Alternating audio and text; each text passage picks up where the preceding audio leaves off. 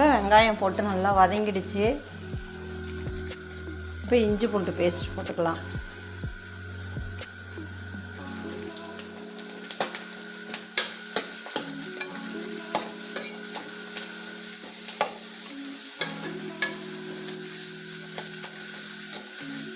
நல்ல ஒரு வாசனை வருது. வெங்காயத்துக்கு முன்னாடி போட்டுட்டா அப்படி அடி பிடிச்சிடும்.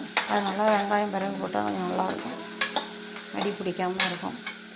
இப்போ நறுக்கி வச்சுருக்க தக்காளி 2 தக்காளி நறுக்கி வச்சுருக்கேன்.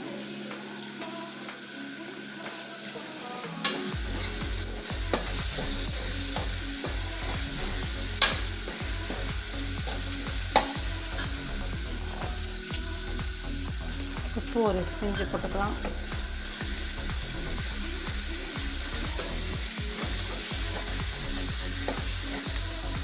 லைட்டே இல்லாமல் எடுத்துருக்கேன். லைட்டு அது என்ன பிரச்சனைன்னு தெரில, லைட்டு இல்லை. நல்லா வதங்கி வரட்டும்.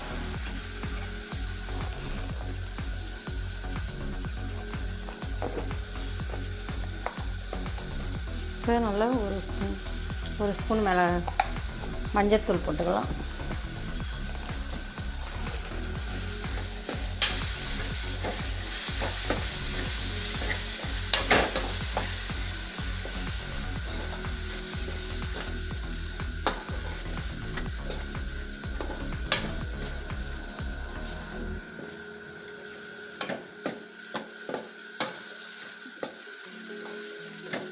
நல்ல ஒரு வாசனை வருது.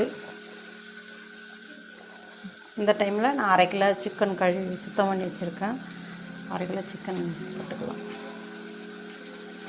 கிரேவி நல்லா வதங்கி வந்துருச்சு.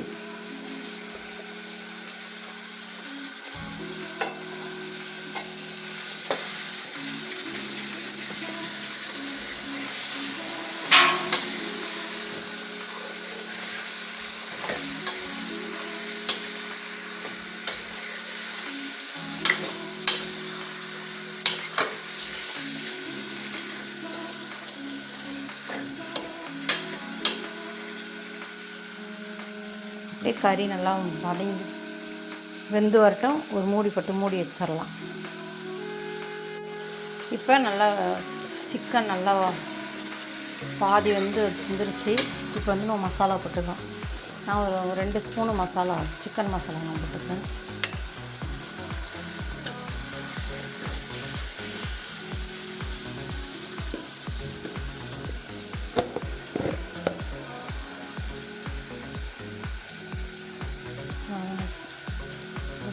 இதெல்லாம் ஒரு 3 ஸ்பூன் மிளகாய் பொடி போட்டுக்கிறேன்.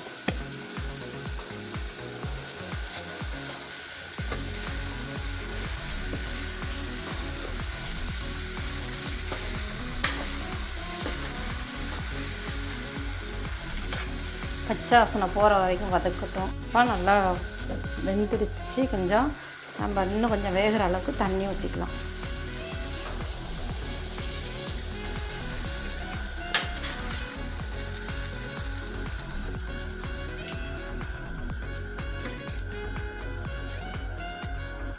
நம்ம ஏற்கனவே வெங்காயம் வேகிறதுக்காக நம்ம உப்பு போட்டிருக்கோங்க.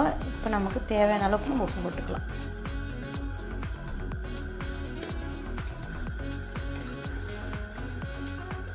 இப்படியே ஒரு 10 நிமிஷத்துக்கு வேகட்டும் விட்டுறோம்.